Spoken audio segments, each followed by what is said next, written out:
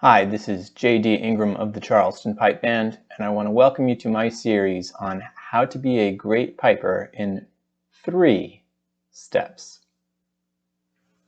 As a refresher, here is the tree diagram for our 3 easy steps.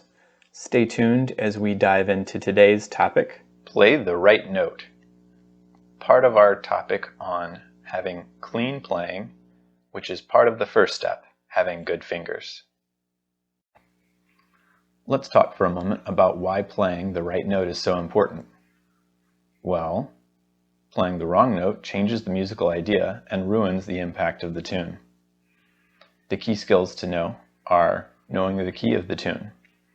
No matter what note you're playing, the next note is almost always either up or down 1 pitch or part of the current chord. For instance, an A major chord includes the notes A, C sharp, and E. If you're playing an A, for instance, the next note is going to be A, C sharp, or E, part of the current chord, or up or down a pitch, B or G. It won't be D or F 99% of the time. The next skill is to focus. The difference between good pipers and great pipers is often focus, and knowing how to make mistakes like a pro. We can talk more about that later. The drills we're going to go over are practicing your scales, because you need to be able to go up or down a pitch, practicing your arpeggios, which is navigating your chords, practicing meditation and self-care so that you're able to focus longer and more intensely, performing or simulating performances by recording yourself in a single take and, if possible, sharing it online. This helps you get over the nerves of being able to play in front of an audience and focus well. And study the tune so that you are aware of what's going on musically and able to make mistakes like a pro, because you are informed and knowledgeable about the musical idea that is being presented. All right, so how do we practice playing the right note? Well, we already said scales, arpeggios, self-care, practicing performance, and focus, or studying your tunes. So scales, pretty straightforward.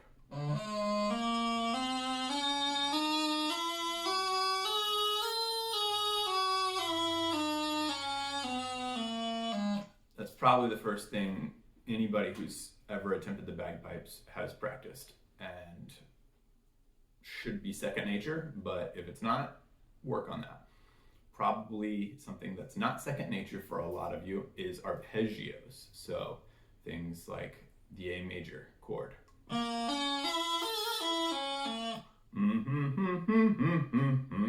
Probably all heard that with vocalists warming up or whatever.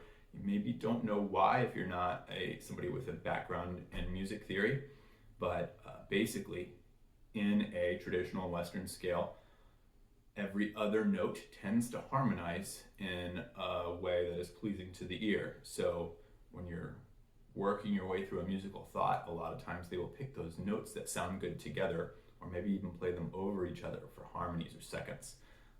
And so starting with G, every other note, with A, every other note, with B, every other note, C, and D, and E would be, and then it would be a B above high A, so we can use the low B.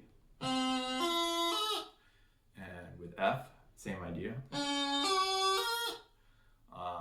And then we're back to G again. When you throw in low G's and high G's, or low A's and high A's,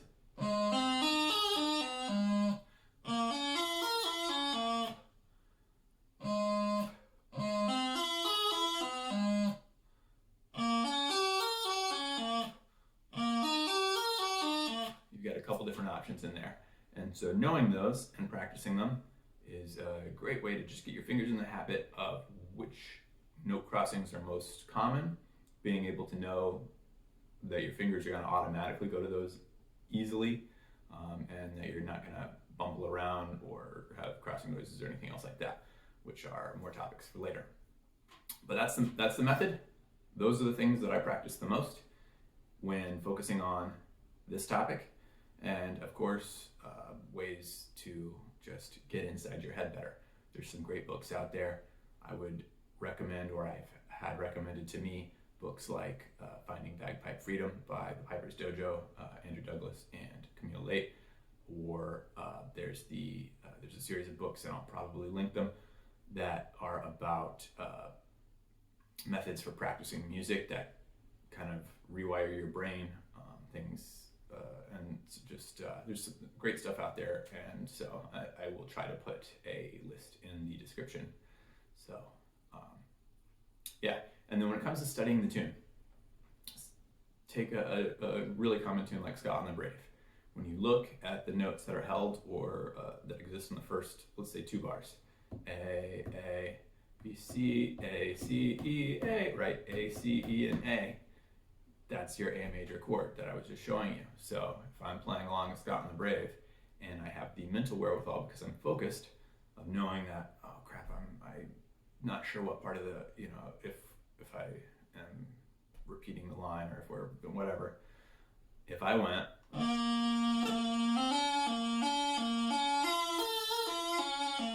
right? Even if I was totally wrong right there, I'm harmonizing with everybody else, and the musical thought is still somewhat intact, and because I know the arpeggio. And again, high is always a good choice because it harmonizes with almost everything. So it's a lot about focus and understanding what the idea is. I think it's not entirely dissimilar from idea that somebody pitched. Very, very few people in the world use calculus in their daily life, but once you've learned calculus or algebra or whatever, arithmetic, multiplication, addition, subtraction, that's all easy stuff that fits inside of a larger framework better. And so it's much easier to do that quickly. Your addition, subtraction, multiplication, division, it's much easier to do quickly and automatically once you have kind of got your brain on a higher level of thinking. So similarly, if I'm thinking about Scott and the Brave as A, now Tor Lua, now B, now C, now A, now, and then I get to the higher level where I'm thinking about it as A major chord, working my way up to the top, and then after that I'm going to go to a D chord, and then towards the end of the line I'm going to go to an E chord. Your fingers will be able to just more naturally, fluidly, easily kind of navigate through those things. So elevating your understanding of the musical ideas, that's what we're getting at. All right, let's look at some of this on paper. Here is my companion worksheet to help you practice the skills needed to know how to play the right note. You can see the first line is playing a scale up and down slowly and then more quickly, and the next lines cycle through different chords, which are each labeled in slightly different methods and at different speeds, so that you can practice arpeggio chord navigation. Take a moment to screenshot this or blow it up and print it out, and we will work on it. All right, so if you're going to work through the 3 easy steps companion, step 1 is the scale.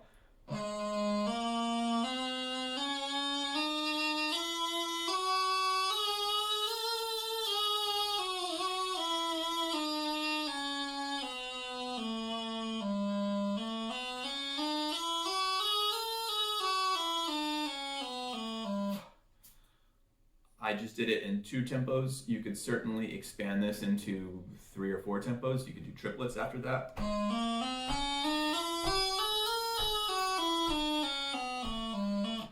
And you can do it in 4s.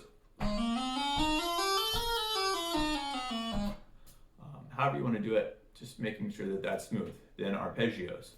So I started out with quarter notes, then 1/8 notes, and then triplets.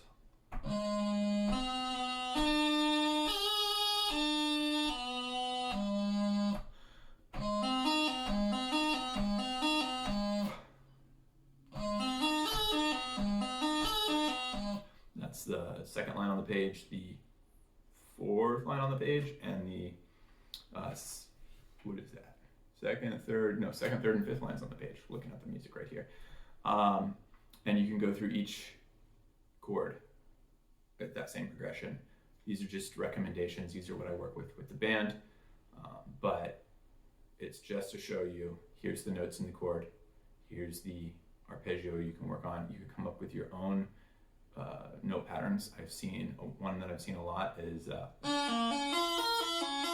that's in Steam Trained to Mallet. It's in several hornpipes. You could do that with every chord if you wanted.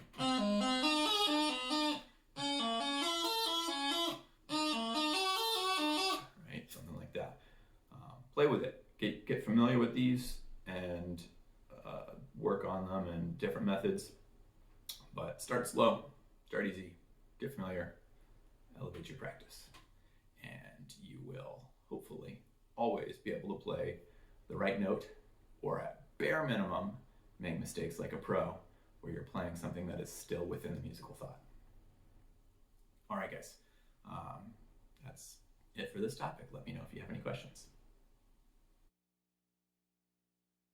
To wrap things up, today we talked about a section of Step 1, have good finger work.